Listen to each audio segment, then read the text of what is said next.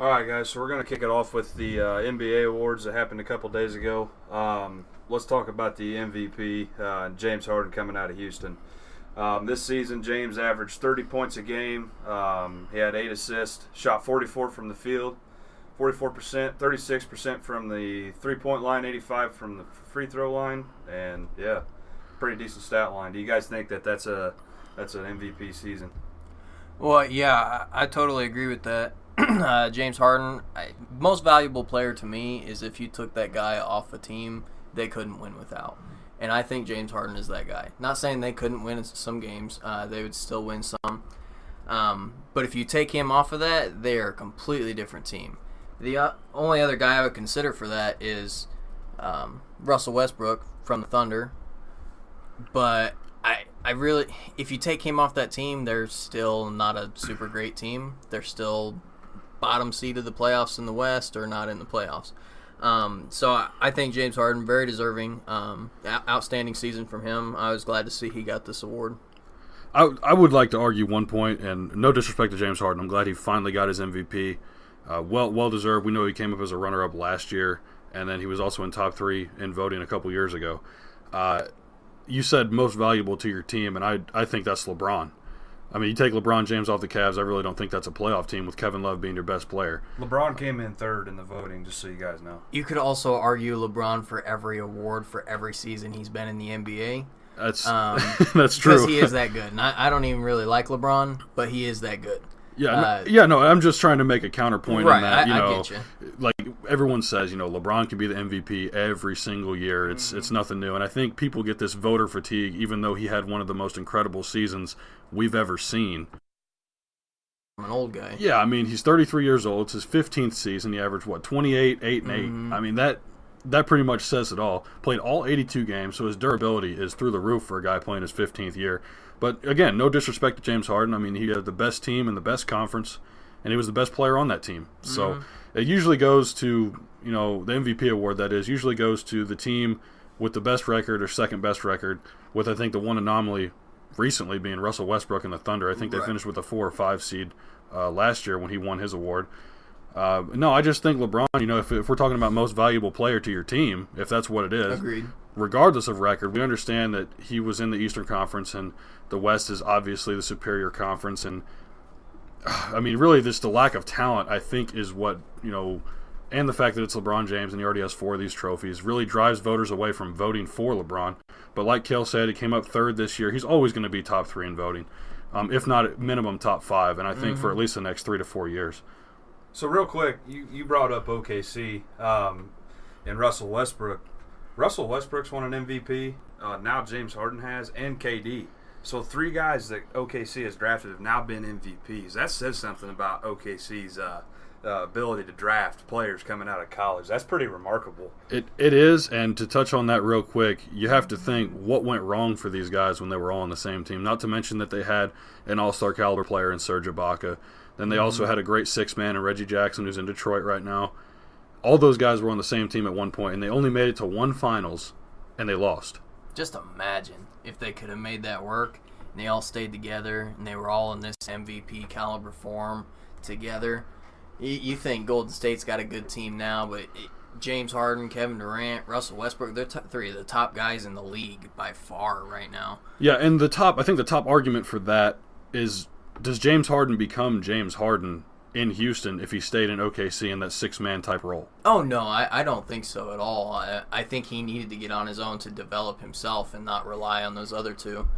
But it would have been way cool if he did, if he could have got to that form that he's in now, or if they all happen to end up on the same team sometime here in the future. It'd be awesome. Absolutely.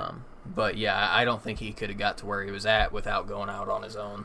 Yeah. Do you think that OKC's problems with those big 3 was that they had too many me's and not enough I's, with James Harden, Westbrook, and Durant all wanting to score the ball? Do you think that had anything to do with it? They just couldn't mesh together? I think the very first issue comes down to the owner and not giving James Harden his $4 million. Now, let's not get this confused. It wasn't $4 million a year for the next 3 to 4 years. It was $4 million total that he wouldn't come off of to keep him on the OKC Thunder. If he gives him his money, which really, when you're making that much money, what is $4 million to you? That's chump change when you're a billionaire. And it just really boggles my mind that they let him go to Houston. If they would have kept him, really could be talking about something special, because we know that Kevin Durant didn't leave until a couple years ago. If they would have kept James, Russell, KD, even Ibaka on that team, just 2016, even 2015 for that matter, they could have a couple rings themselves. For sure. So let's move on here. Let's move on to the Rookie of the Year, Ben Simmons. Yeah, we all feel like he didn't deserve it. But Ben Simmons this season, he averaged 15 points a game, 8.2 assists, shot 54% from the field, and 0% from the three-point line, and 56% from the free throw line. What do you guys think? Gav, what do you got? Tyson, I know you don't agree with this pick, and I know I certainly don't agree with this pick, but I don't want to go to the point where it wasn't deserving for Simmons to win this award. If I was going to say it wasn't deserving, my reasoning wouldn't be for his stats, because he put up great stats for his first official season in the NBA. Shooting 0% from the three-point line is a good stat. It's not a good stat, but everything else is a pretty good stat. We know the guy. Did he even attempt 10 three-pointers this season? No, because he can't shoot from the outside, and I've talked about this before. He just can't do it. Right, and I understand that, but this is a guy. He's a slasher. We know that he can't shoot anything outside of 10 feet, but it's his court vision, his athleticism. Like you said, over 8 assists a game this year. So that's remarkable. Yeah. Yeah, that's a great stat. So he wasn't a rookie, which I'm gonna say he wasn't deserving of the award. I would have rather, and I know you and me agree on this, I would have rather have seen Donovan Mitchell take this home, because he was a true rookie. He really put that team on his back. He didn't have a Joel Embiid on his team to help him out, and let's not, okay, this is a regular season award, but let's keep this in mind. When the 76ers went up against the Celtics in the second round of the playoffs, they got dismantled by Boston. Right. Lost in 5 games on your home floor. So I would really like to see Mitchell win this, because he took a game from the 1 seed, making it to the second round, and James Harden, Chris Paul. That was a great Rockets team. The best team in the regular season, in the harder conference, absolutely. And he took a game from them. Absolutely. Let alone getting dismantled by the Celtics, who didn't make it. Well, it got to the conference finals, but another team that kind of fell apart at the end. They were a good team, but they weren't a great team. The Rockets were a great team this year. But I think you nailed it on the head. I think he had a great season. He put up great stats, but he's just not deserving of this award. He's not a rookie. I completely disagree with this. If you could have gave him most improved, and I'd have been more than happy, because he went from a 0 season completely out and injured to having a great season as his first year. But to consider him a rookie when he has had an entire year with NBA quality trainers and physical therapists, and a whole year to sit in that locker room and talk with NBA coaches and NBA players and practice and do all this stuff, you can't really consider him a rookie anymore at that point, because he's got such a huge leap from these actual true rookies. Yeah, I think that's something, not to interrupt, but I think that's something people underestimate, is just even having these months of, just sitting in there and listening, soaking in all that information and understanding what is expected of you as a player, and then actually going out there and doing it. Instead, Mitchell comes in and has to learn this on his own and pick up things as it goes along. And this was a Utah Jazz team that was at one point 13 games under 500 and ended up making the playoffs because he put them on their back. Not only making the playoffs, but beating OKC in the playoffs too. Absolutely. And this was an OKC team that many thought could have challenged Golden State in the conference finals when it came to it.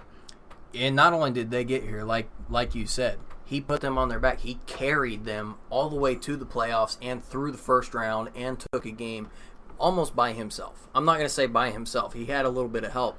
But dude put up insane numbers even in the playoffs. As a rookie, leading his team as a rookie, when he's got some experienced guys on there that should definitely have stepped in and filled. I think is outstanding. Donovan Mitchell was absolutely great this season. I'm really sad to see him robbed of that. Yeah, and again, it comes down to, I think when people are voting, like I said, they didn't take into consideration. I don't think most people, because we don't vote, so we're not sure. But most people don't take into consideration that Simmons had a year under his belt, although he didn't play officially in the league. And then also, who's the more quote-unquote complete player? Because we know Simmons gets the rebounds, he gets the assists, and he can put up points. I think he had over 16 points a game this season. Mitchell had over 20 points a game this season.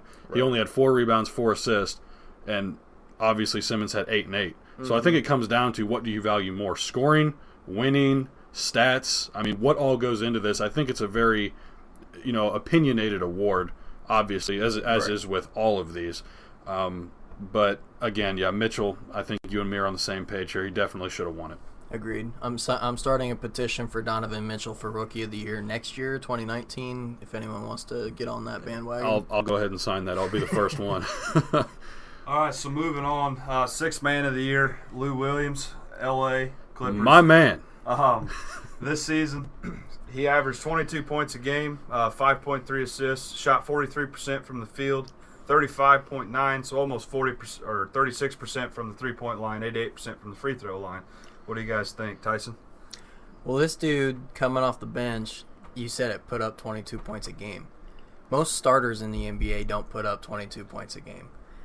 For just that stat alone is amazing to me. Lou Williams is an outstanding guy. I really liked him on the Hawks when he played for them. And I think he's transitioned well to the Clippers, fills in that spot wonderfully. He's absolutely deserving of this. Put up insane stats this year. Oh, yeah, Lou Williams. This is a guy, when he played for the Raptors that one season back in 2015, ended up winning Sixth Man of the Year. I fell in love with him. I knew who he was, like you said, when he played for the Hawks, even when he played for the Sixers. Coming into the league, no one really expected him to be much, being a second-round pick. I think he was drafted like 45th overall or something like that. And just kind of expected him to be, a reserve player, kind of a role player, kind of come in for 12, 15 minutes a game and just kind of be there while everyone else is resting. And then he ended up being this guy who is a scoring machine. I mean, really the second coming to Jamal Crawford when you think about it, because Crawford's won 3 of these already. This is Lou's second one. And I wouldn't be surprised if he won a third one in the future because we know he got that extension with the Clippers earlier this year. Lou has been a guy, for like you said, the past few years who can just put the ball in the hole. We've seen him become more of a playmaker over the course of this season at least.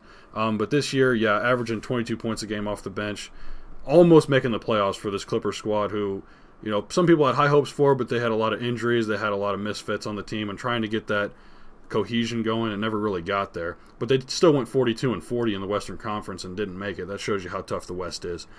No, very deserving. I wouldn't have picked anyone else to win this award. He's doing great. He's going to continue to be great, and just props to him for winning another one. All right, so Defensive Player of the Year, Rudy Gobert with the Utah Jazz. Keep in mind, Anthony Davis was in there coming in second. I personally feel like Anthony Davis should have won this.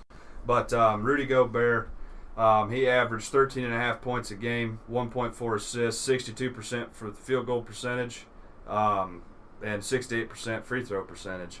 I can't find his blocks, so that I'm assuming he averaged probably 2 or 3 a game. I mean, because he is long and lengthy. So, Gav, what do you got? Well, Gobert had, like you said, he is lengthy. He's a really good defender. I mean, obviously, you got to be a good defender to get this award. But like you said, Anthony Davis came in second. I really wish that he would have gotten this award because AD and Gobert pretty much do the same thing on the defensive side of things, but AD is a more complete player, especially on the offensive side. He's a great shooter from 3 for being almost 7 feet tall. His mid-range game is on point. Inside game is fantastic. Footwork around the basket. And he's a great finisher at the rim, especially off of lobs from Jrue Holiday and those guys. I know it's like you keep saying, Defensive Player of the Year, but when you can be the Defensive Player of the Year, along with being, a top 10 talent on the offensive side of things, I don't see why you don't get this. I know, again, regular season award, but in the playoffs, they took a game from Golden State. They swept the Blazers as a 6 seed. Okay, New Orleans came in as a 6 seed. The Blazers were a 3 seed with home court advantage. He swept Damian Lillard, C.J. McCollum, Yusuf Nurkic, those guys, a team that we thought might go 6 or 7 games with Portland coming out on top. Many people. I don't think a lot of people saw the Pelicans coming out on top in the first round series at all. And then moving on to the second round and taking a game from Golden State, who ended up winning the championship. So, now, Davis, I definitely would have given this award to. I see him as more athletic than Gobert, more valuable asset than Gobert. But you know what? Congrats to him for winning it. I mean, defense pays off, and that's why he got this award. Well, I think you're absolutely right. I think Anthony Davis would have been more than deserving to win that award. He was outstanding all season, offense and defense. My one thing, Rudy, people were almost scared to drive in when he was standing under that basket. That's the one thing I noticed. Just from watching games, people were afraid to go to that rim. Unless you're Kevin Durant, you just don't give a crap about anything. You'll do what you want. else would drive the rim on him comfortably and get off a good shot. You couldn't get around that guy and shoot a comfortable shot that would lead to something. And you're almost never going to get an offensive rebound with him down there boxing out, just playing good defense all around. So I'm not upset Rudy Gobert won it. If Anthony Davis won it, it would have been just the same to me. I think it was a pretty interchangeable season. They both played outstanding this year. The one thing that I would not go Bear for is that Houston completely exposed him in the second round of the playoffs, and that's why they were able to win in 5 games. Right. You know, it's an interior defender. When you bring him out to the perimeter, he's really useless at that point, especially with a guy like James Harden and Chris Paul who have, you know, killer step backs and can just take him off the dribble because he's so long and it takes him so long to recover off of one of those. AD is a lot more effective on the perimeter than Gobert is, which obviously comes down to being more versatile, and I think which is why I lean more towards him winning the award. Like I said, no disrespect to Gobert. I mean, like you said, very deserving of this award. I would have just liked to see the Brow take home that trophy. Mm-hmm. For sure. So, most improved of the year. This is your guy, Cale. Victor Oladipo, my guy, coming out of Indiana. He beat out Clint Capella from Houston and Spencer Dinwiddie from Brooklyn. Victor this year averaged 23.1 points a game, 4 assists. He shot 47% from the field, 37% from the three-point line, and almost 80% from the free throw line. Those stats are just remarkable. You know, Victor Oladipo didn't have a whole heck of a lot of help, except for Miles Turner, obviously. But that was about it. That was about the only player that he had any type of assistance from. Bojan would come and show up when he kind of just wanted to. Although in the first round of the playoffs against the Cavs, he did show up a little bit because Victor was obviously in that double team that he just couldn't break. But yeah, Victor, shout out to him. Very much deserving of the most improved of the year. Next year it's going to be an MVP, so I can tell you that right now. I just want to go ahead and start off and saying congrats to Victor. I mean, this was should have been if it wasn't a unanimous award. This is a guy that was playing with OKC Thunder last year, and I don't want to say disappointed, but really didn't break out like we thought he would next to Russell Westbrook, and the fact that Russell's just so ball dominant. And we saw when he went to Indiana, if you put the ball in Victor's hands, he can be dominant as well. And that's why not only did he win the most improved player, but he was also an all-star this year. Yep. And just obviously some of that has to do with being in the Eastern Conference. A lot more lenient when it comes to your opponents and the amount of difficulty, but nonetheless, I mean, this is a guy that didn't even average 12 points a game playing alongside Russell Westbrook, and then all of a sudden he's averaging over 20 the next year. So we saw flashes of his talent in OKC, even in Orlando before he went there when they traded Serge Ibaka. We saw flashes of him in Orlando of being a great player. We've seen him in the dunk contest a couple times, his athleticism and what he's able to do. I personally went to a game back in March when the Raptors played the Pacers at Indiana. They ended up losing that game, the Pacers did, but either way, Victor still played great. I mean, like I said, he's very athletic. He's a really all-around player. And like Cale said, I don't know if he's going to win MVP, but he's definitely going to continue to improve, and I couldn't be more happy for the guy. He's an Indiana native. He went to the University of Indiana. Go Hoosiers! And I'm going to look forward to watching this guy in the future. To kind of piggyback off what you said, you put the ball in his hands and he's a playmaker, just like Westbrook is. We saw that back in his time with Indiana, with the Hoosiers. He absolutely destroyed Illinois in a couple of those games. There's a reason he went second overall in the draft. Yes. Yeah. He's always been a stud with the ball. Now, I don't know what happened in the translation there with his couple seasons with the Magic, with the Thunder, but when he got to the NBA, he was just another kind of run-of-the-mill player. He was an average guy, came off the bench, started a few games, always had decent stat lines until this year, especially coming from last year. He had an underwhelming season last year, and then this year putting up the numbers that he did. He's absolutely deserving of this award. He played outstanding. If you put the ball in his hands, he's absolutely going to do something. He's going to hit somebody, but he's going to make stuff happen, and he became a stud this year. Absolutely outstanding. Clint Capella, I also think would have been deserving for this award. I'm glad it went to Victor Oladipo. But Clint Capella, for me at least, last year he was a guy whose name I hardly knew. So I'm glad to see he came in second, got some recognition for the hard work and effort he put in. Oh, he'll get paid too for it this summer as well. The outstanding strides he made, absolutely right. He's going to get a good paycheck from somebody. But yeah, Clint Capella to me would have been deserving as well because, like I said, I didn't hardly know who he was, and I could tell you his name, his stats, everything about him now. He made an outstanding stride this year, but good on Oladipo, absolutely deserving. I'm glad to see he won an award. I want to throw in something real quick. When we're talking about Oladipo's time with Russell and OKC, do you think that he picked up a lot of things that Russell Westbrook does? I'm sure. On the offensive end of the court? Absolutely. Because we kind of saw at least I did, I kind of saw some resemblances between Oladipo and Westbrook this season, whether he's driving to the rim and pulling up, from 15-footer out, or, just on the defensive end, how he's moving his feet, effectively and quickly. I feel like, honestly, he picked up a lot of stuff from Russell Westbrook on how to just be a dominant, force out there in the one spot. I would agree with that. But if there's one thing that I hope that he doesn't take away from Russell is the fact that he doesn't. Well, there's that, but he definitely doesn't need to feel the need to take 30+ shots a game and shoot less than 40%. That's abysmal. We've seen Russ do it before. We know that he likes to play hero ball, and sometimes it works. You got to have that heart of the warrior if you want to win.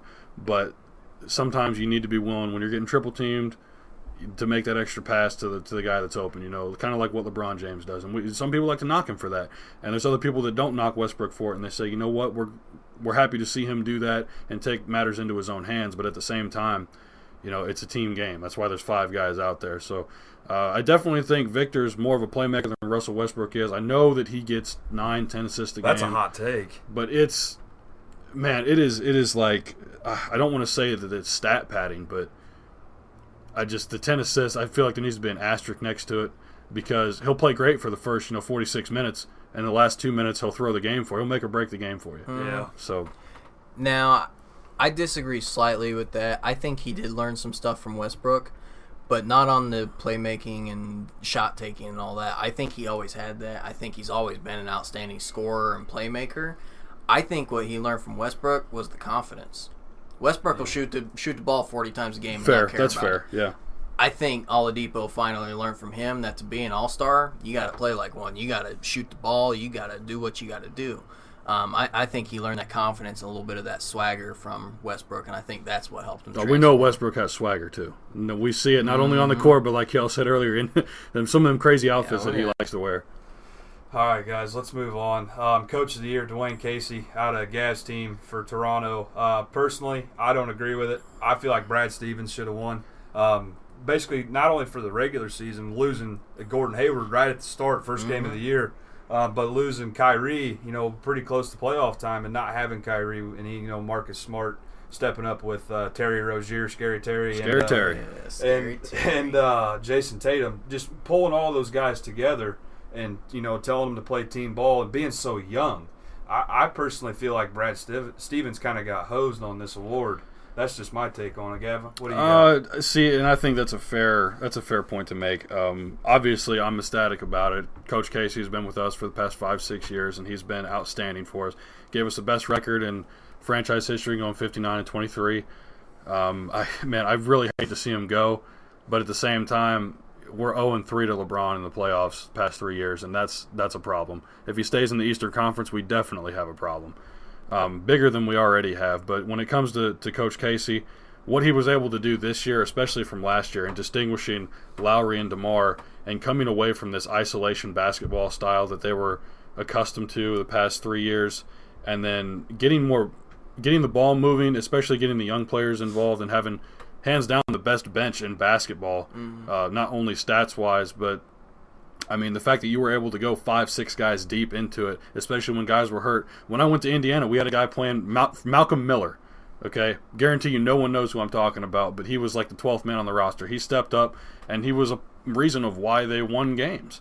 So, and obviously that's from Coach Casey and getting these guys prepared to go in and do their job and what the team needs them to do. But the fact that he was able to up DeMar's assist numbers this year was absolutely incredible, because he's always been an ISO guy. He's always been a scorer, a slasher, not much of a three-point shooter, but now that he's able to be more of a playmaker and get that ball going with Lowry, even JV making plays this year. He was shooting three-pointers, for crying out loud. That's insane. But just the fact that Coach Casey was able to take this group of misfits on the bench and create one of the best benches this league has ever seen was really impressive. And I hate to see him get swept in the second round, obviously being a fan, but I think this is more than deserving. But shout out to Coach Stevens for doing what he did in Boston. That was nothing short of incredible. And the Celtics are going to be a very, very scary team next year. Agreed. Brad Stevens, like you said, outstanding. Losing Gordon Hayward first game of the season, that's tough. They paid that dude a lot of money to come in and be a stud for him, and he never got that chance. And then losing Kyrie, taking all these young guys, transforming them into still a championship caliber team. Great job for Coach Stevens. But Dwayne Casey, I think, earned that award. Took him to the top seed in the East. Not that hard to do, but putting up a record, like you said, 59-23, that's great. They were just absolutely outstanding this year. And Toronto's always been that team that'll sneak into the third or the fourth seed or slip in the sixth. They'll always make the playoffs, but they'll never really do anything when they get there. See, I hate to see that as a Raptors fan, but it's true. Right. But he actually took them, and he took them there as a 1 seed this year and gave them a great opportunity. Again, that's another thing. First time in franchise history, we got the 1 seed. So, I mean, well-deserved. Took them there, got them a 1 seed, got them a playoff series win. Now, they did get swept in the second round, but I think he had an outstanding year coaching, helped them elevate to new heights they hadn't seen in a long, long time, if ever. And I don't really agree with the separation, them getting rid of him. It's sad to see him go, but great year for him. Glad to see he won this award. So how do you think the front office is feeling right now with him winning Coach of the Year? And not only that, he's doing all these things with the Raptors bench and taking them to the playoffs as a 1 seed, even though they got swept. But how do you think their front office is feeling right now? Essentially firing him and telling him goodbye. And he was doing nothing but improving. They got to be like kind of kicking themselves right now a little bit. At least that's what I'm thinking. Well, I think that Masai Ujiri, our GM, I think that he had a good feeling that Casey was a great candidate for Coach of the Year, could win it. But like I said, it comes down to, can you beat LeBron James in the playoffs? And in the past 3 years, we've only taken 2 games from him. We've gotten swept twice. And that's just unacceptable at this point. Like I said, he's been our coach for the past 5 to 6 seasons, and we've been to the Eastern Conference Finals 1 time. With this kind of talent, especially in the Eastern Conference, you need to make the finals at least once, or at least be competitive. Take it 6 games every year. Take it 7 games at least once. And that's no disrespect to Coach Casey, but he did, as a fan personally, he did make some questionable decisions in the playoffs, especially against the Cavs. And it also comes down to the players. I mean, there's guys like Lowry, DeRozan, Ibaka, JV. These guys come up small when they play LeBron James, and I think it's a mental thing at that point. They know LeBron is the greatest player in the world, and if you don't, you need to wake up. And it's like I said, it's a mental thing. So they probably are, but at the same time, I feel like we can move on. We have Coach Nurse now. He's a homegrown guy. He's been on the team for a few years now. Great assistant. I know the players like him, so we'll have to see what they're able to do and what he's able to do with this team moving forward. Well, and I couldn't agree more. Great coach, outstanding guy. I think they're sad to see him go, but I don't think they're going to kick themselves or lose any sleep over it. Like you said, can you beat LeBron James? Can you get to new heights? Can you win playoff matches? And I think that's exactly what it comes down to, because they just can't. So something's got to change. Whether if it has to be the coach, so be it. Sad to see him leave, but I don't think it's an awful move for them, and I don't think they're going to lose any sleep over it. All right, guys, so let's kind of shift gears here a little bit. Let's move on to some free agency now that we've talked about the awards. Carmelo Anthony with the Thunder, he opted into his $27.9 million contract. So that's going to leave OKC some minimal cap space. What do you guys think, Tyson? I think that's great for Melo. Oh, absolutely. Get paid. I think it's horrible for the Thunder. Melo's getting $27.9 million to play and get paid like a guy that should be earning the veterans minimum. Dude was outstanding for a period of time, one of the greatest players in the league. And this past year, he averaged 11.8 points per game, not even 12 points per game. Bad. 5.7 rebounds, 0.3 assists. That's not 3 assists. That's 0.3 assists. You want to talk about Kobe not passing the ball. Man, that dude, 1.67 steals. It's good on the defensive side, yeah. 0.67 blocks per game and 1 turnover. So his turnovers weren't bad. His steals weren't bad. Other than that, he's playing like a below average dude that should be playing about 10, 12 minutes a game off the bench. So great for him getting paid like LeBron James, getting paid like a max deal $1 million player. But he's not playing like it. So great for Melo, bad for the Thunder. Yeah, this is an F for the Thunder. They did not want this to happen. And I'm wondering if this is a big FU from Melo because he wants his money. He doesn't care about team success. So, and okay, maybe he does care about team success, but at the same time, if he did, he would take the bench role. We know that he's not going to do that. He wants to be a starter. He still thinks he's a starter, and he's 30. Oh, he knows he's a starter. And he's, 35, 36 years old? He just got to Melo. Please take the bench role. Okay? Like take Tyson, a pay cut. Like Tyson said, not even 12 points per game. The 6 rebounds I can deal with, but not even half an assist a game. Not even half. 0.3. This blows my mind. I understand he's never been a playmaker, but he averages at least 4 assists for his career, and you're going to tell me you can't get one? That just that shows you of his, he has that shoot first mentality, and when you're shooting less than 40% from the field, that you have a problem. You need to be coming off the bench. And I love Melo. I loved his game when he was in New York. I really liked him in Denver, but gosh, just take the bench role. Hell, the Mamba was shoot first. He would shoot that thing 60 times a game and still get 6 assists on accident. Yeah.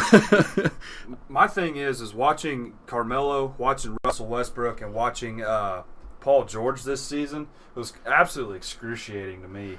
Watching those three just kind of is more or less failure, for the lack of a better term. They just couldn't win games. They couldn't play together. Well, and I think it comes down to Melo. Yeah, that's agreed. I don't mean to interrupt, but because Paul George had a great season. We're going to talk about him here in a second.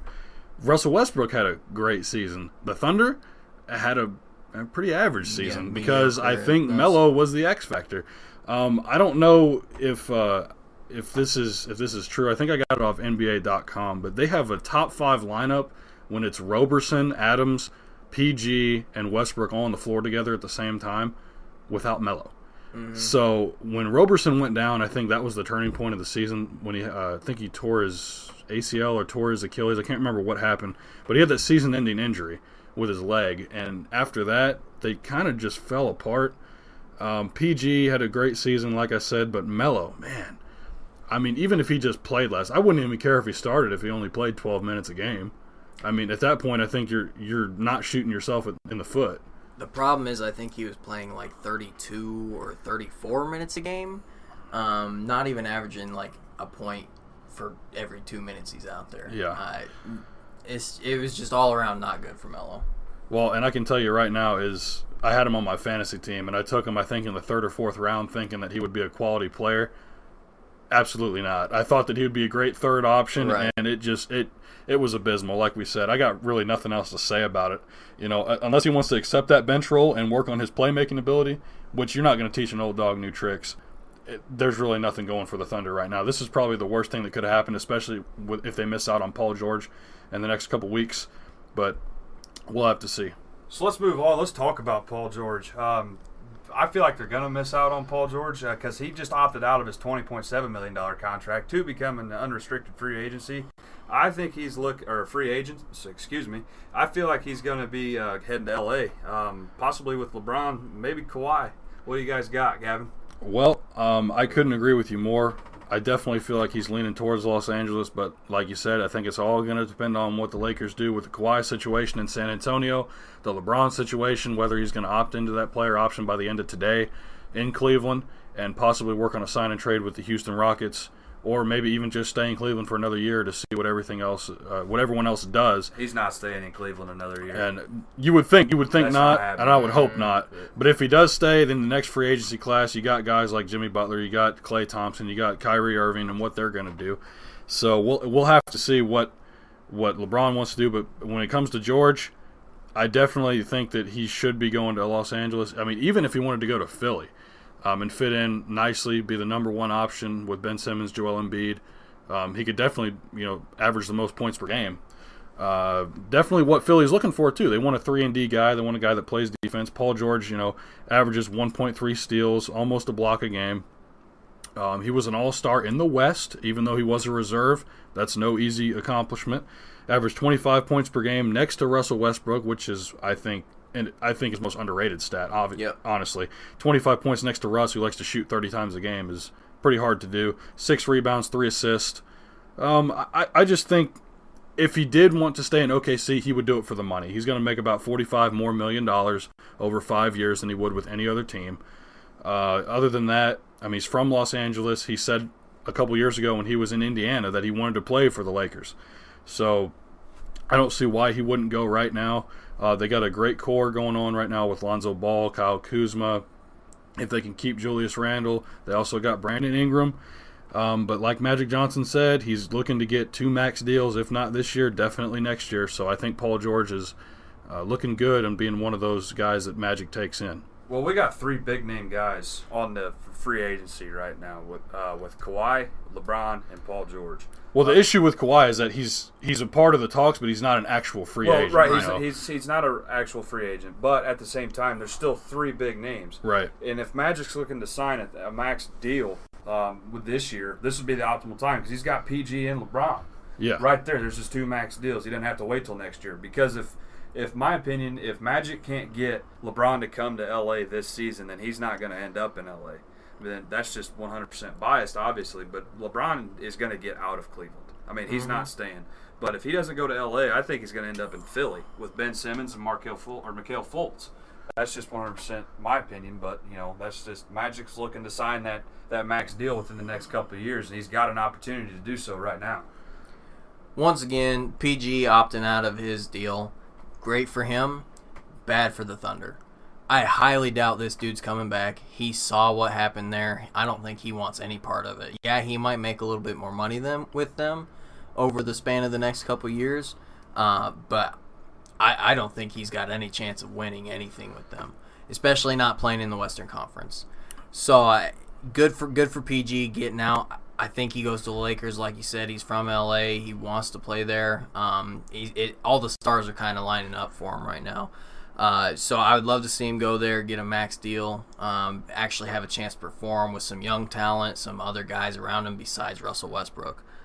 So good for PG, bad for the Thunder again. I would say this is bad for the Thunder, although I'm going to give them props that they can offer him the most money, which can be enticing to a player, because Paul George is a kind of guy and the kind of personality that I don't really think cares where he plays. He's not attracted to big cities, even though he's from Los Angeles. I know in his interview when he sat down with Rachel Nichols on ESPN, he said that he really enjoyed the welcome the OKC fans gave him when he arrived. He really likes playing with Russell Westbrook. Him and Russ are boys now. Like they're best buds. They're like 2 peas in a pod. So I think that Russ is going to have a big influence on whether or not George stays. But like you guys have been saying, Los Angeles just seems right. It seems like he's been wanting to go there for the last couple years.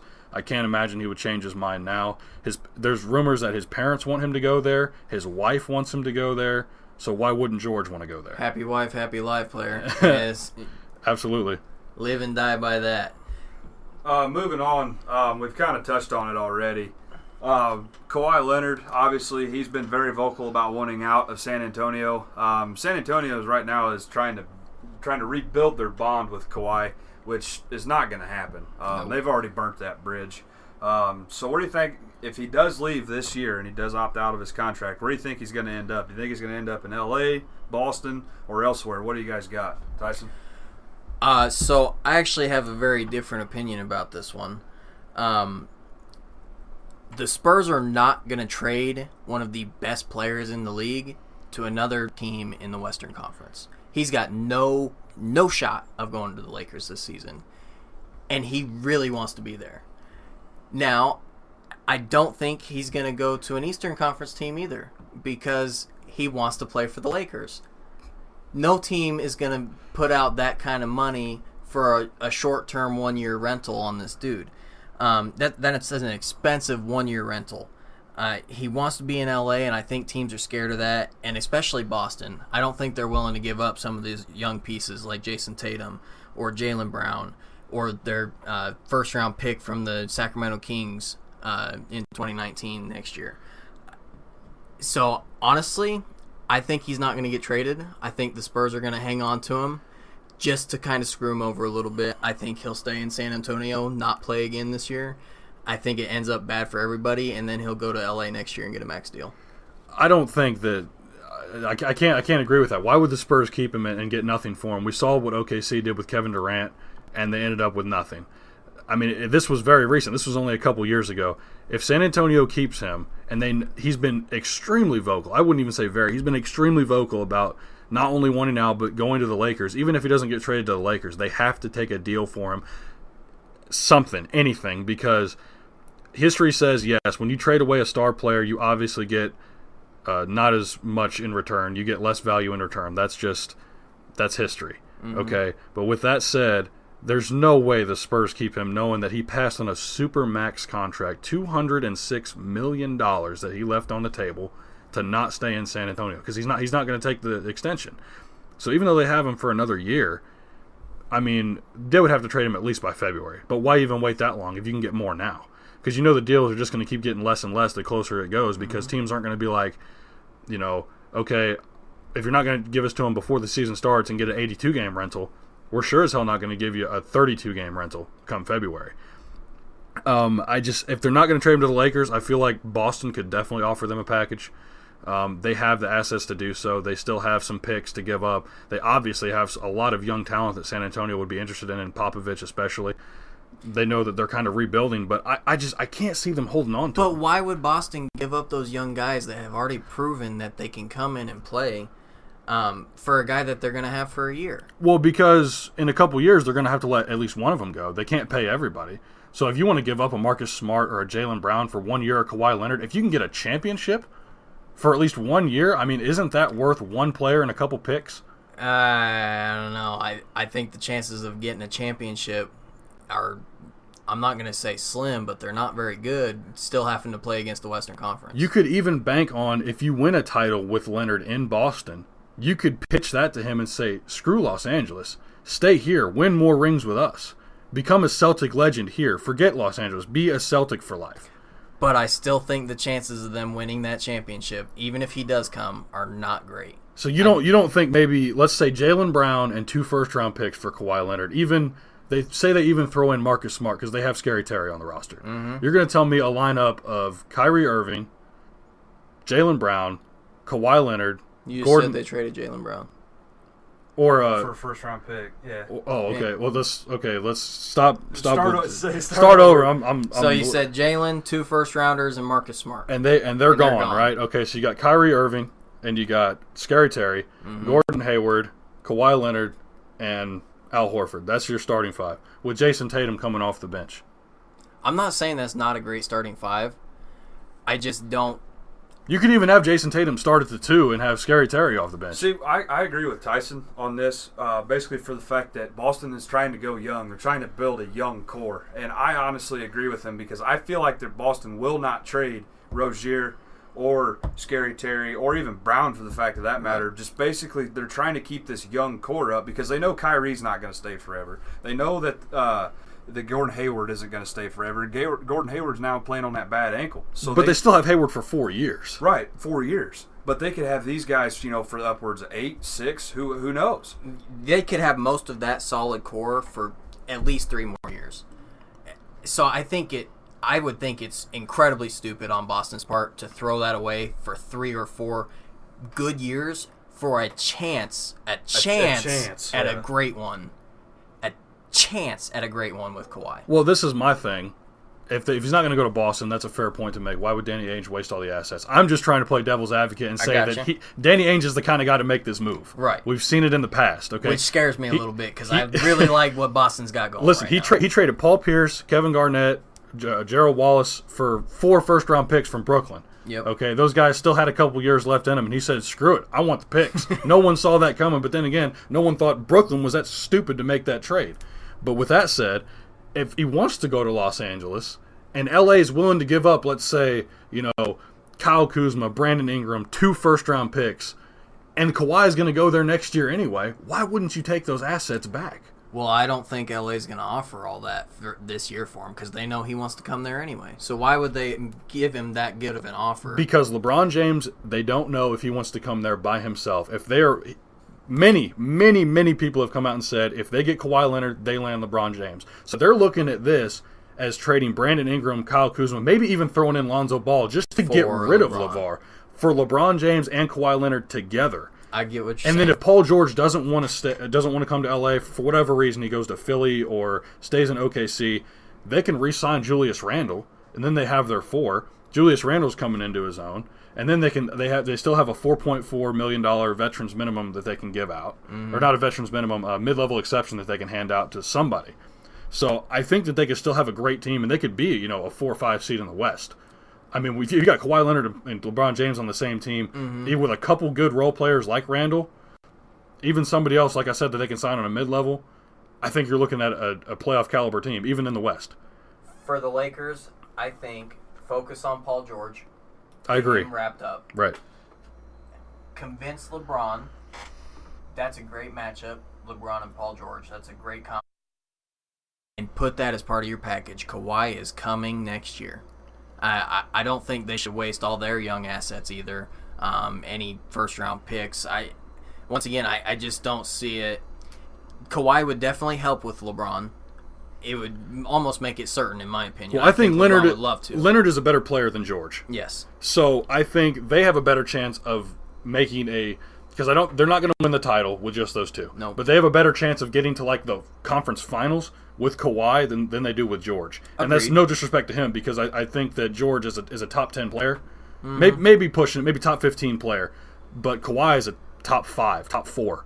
So agreed. They definitely have a better shot with Kawhi, but I think you push for the future a little bit. Now I know LeBron's getting older, but he can put off one season, put up a good fight against LA with the young guys and Paul George, and then they have a real good shot with PG, Kawhi, and LeBron the following year. I agree with that 100%. They do. I think they do have a better shot instead of trading away all their assets for Kawhi. If they sign PG and LeBron, and then they still have Kuzma, Ingram, stuff like that. But if they can still get rid of Lonzo Ball, I think that they'll be better off. And that's not because Ball. Go ahead, Kel. One thing I want to throw in about, since you're talking about Lonzo Ball. Yeah. Lonzo Ball is not going to go to San Antonio for Kawhi Leonard. Basically because Greg Popovich will not put up with that jackass of his dad. Yeah. I don't get that guy. I never will get that guy, and he just needs to stay out of the NBA. He needs to stay out of anything that happens related to his son. Him saying his son's not going to do this and this and this for this amount of money. Whatever, man. It ain't you. This has nothing to do with you. Did you see how well his LeVar Ball fake NBA tournament thing panned out for him? That went well. 12 people show up for about a week. That was a solid goal. But anyway, Lonzo Ball will not go to San Antonio because San Antonio's front office and Greg Popovich will not put up with LeVar Ball. I'm surprised Magic has put up with LeVar Ball for this long. I just don't understand that. So automatically they're losing out on Lonzo Ball's trade value just because of his dad. Well, with San Antonio, but I think there's someone else out there that'll take him. Who do you think will put up with his dad? Oh, anybody that needs ticket sales. So I mean, Orlando, a bottom feeder like that. I mean, really anyone. I would say Phoenix, but they just completely turned their team around. Yeah, they're going to be actually really decent. Even Memphis at this point. I mean, they need to sell tickets. I mean, Conley and Gasol have been hurt the past 3 years. I know they just brought in Jaren Jackson, but is that going to be enough? They're losing out on all these agents. I mean, we still don't know where Tyreke Evans is going to go. So the way I see this happening in my head, the Spurs hang on to Kawhi for the first half of the season. The Lakers sign PG, convince LeBron to come, and they sign Kawhi at the February deadline. And then the Lakers make their run. I don't think they should go for it now. I think they should go for it in February when they can get him for a heck of a lot cheaper. Maybe just have to get rid of Ingram and a first-round pick or something like that instead of more of the assets than they should. I think there's better deals out there than what they can get Kawhi for right now. That's just kind of my final thing on it. I think everybody should kind of wait on it. It's not worth the crap that comes with it. There's one more team in mind because Kawhi wants to be in Los Angeles. Yes, he wants to play for the Lakers, but more than anything, he wants to be in LA. Yep. The Clippers have made it known that they want Kawhi and that they're willing to give up assets to do so. Mm-hmm. So maybe instead of going to the Lakers, they go to the Clippers. Maybe the Spurs are like, okay, we don't want him teaming up with LeBron and PG and whatever else could happen with that team. But if we send him to the Clippers, it would pretty much be Kawhi and company. So kind of like Manny and the Misfits from Kansas back in the day. So we know the Clippers are looking to trade DeAndre Jordan as well. The Mavericks were interested. We don't know what's going to happen with that. We don't know if he's going to opt into his final year of his contract to make that work. He's also talked about going to Houston. So we're not sure because of Clint Capella's situation with the Rockets. He is a restricted free agent. And so with that said, they would have to match it, and then they would miss out on LeBron and probably have to get rid of some of their bench. But with DeAndre, if he opted in or he signed for less money in free agency, then we'd probably be looking at a different story. Mm-hmm. But like you, I like what you said about Kawhi Leonard and the Lakers. Definitely plausible, but we'll have to see what happens. I think you're right, too, though. The Clippers do kind of throw a monkey wrench in that. Scary factor with that, they already have said, like you said, they are willing to come out and throw away some stuff for it. So I'll be interested to see how it all plays out.